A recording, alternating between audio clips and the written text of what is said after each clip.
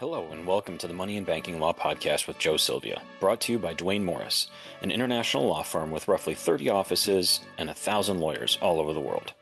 I'm your host, Joe Silvia. I'm a former Federal Reserve lawyer who represents banks, fintechs, and financial services clients on M&A, payments, and regulatory matters at Duane Morris. I'm also a core member of our banking, fintech, and digital assets and blockchain practices. Now, while we can't provide legal, financial, investment, or tax advice on the podcast, our goal for the Money and Banking Law podcast is to inform and educate our clients and friends on both the fundamental concepts and structure of the banking ecosystem, as well as critical developments in the law and regulation of money and banking. Thanks for joining us today. As always, if you have any questions from any of our podcast episodes, please reach out to me at jsylvia@duanemorris.com.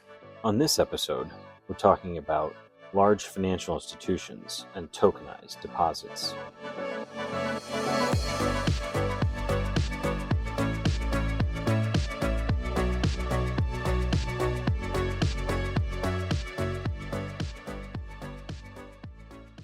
So recently we saw some press reports about largest institutions in the United States, namely JP Morgan Chase, Bank of America, Citigroup, Wells Fargo, and others that are planning to launch a tokenized deposit network.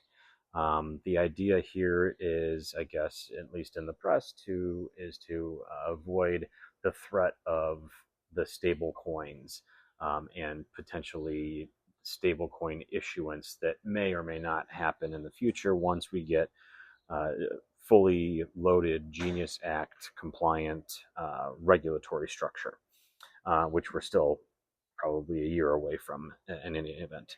But this is really interesting. So, stable coins under the Genius Act they're the only Genius Act compliant stable coin is a payment stable coin. So very specific type of instrument and used for payment purposes only.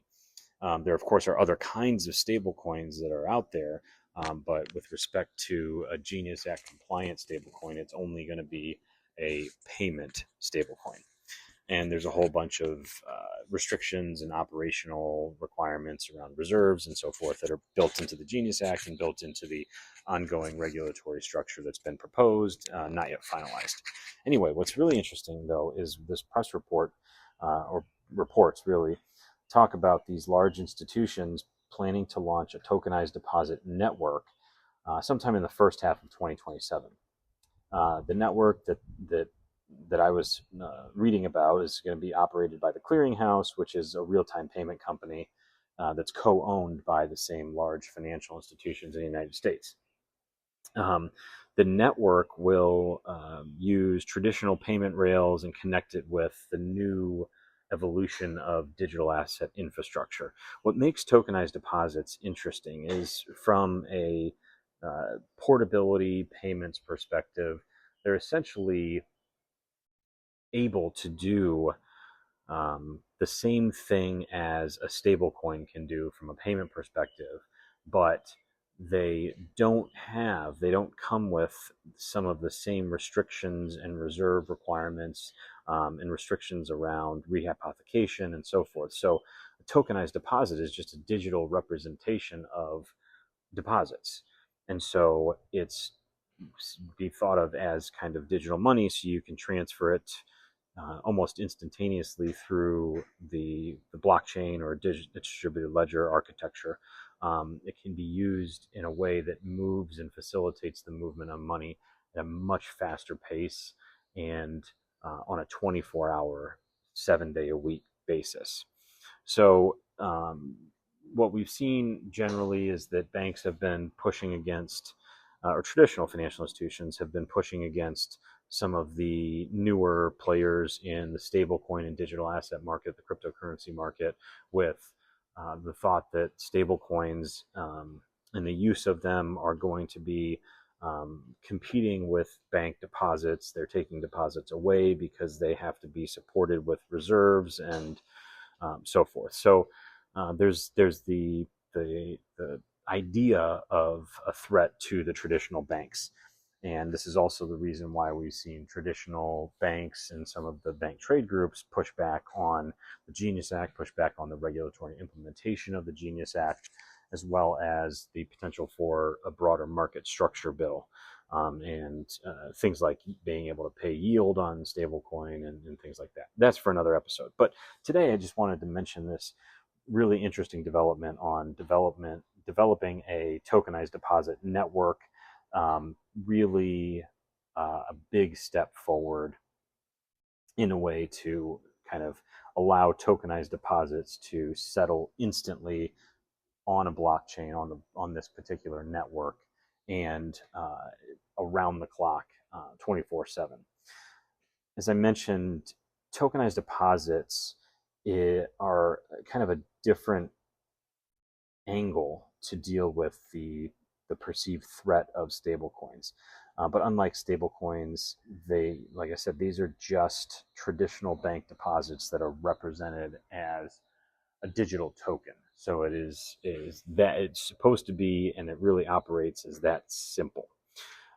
They have the same credit risk profile, regulatory treatment, and accounting standards as conventional deposits that would sit in a bank, but they keep funds within the banking system, as opposed to the idea that funds are leaving the traditional banking system because they are being put in reserves and otherwise for the stable coins.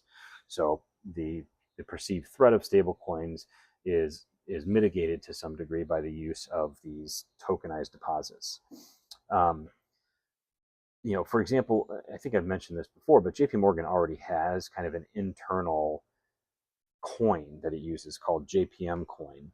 And it's really basically their own internal tokenized deposit system where they can move money from different accounts within their platform, which of course is the largest bank in the world, is a pretty large platform, but they can move money instantly 24/7 within their platform. This is just broadening that.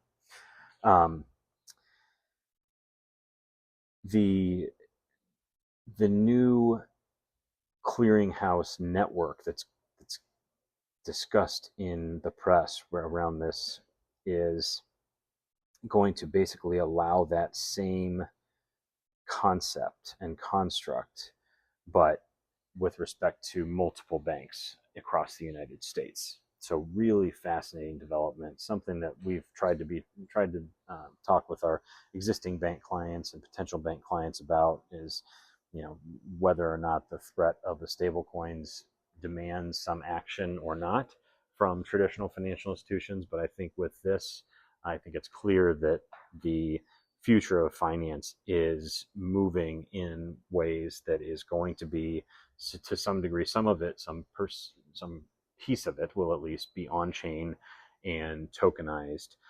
So this is just another movement down that road.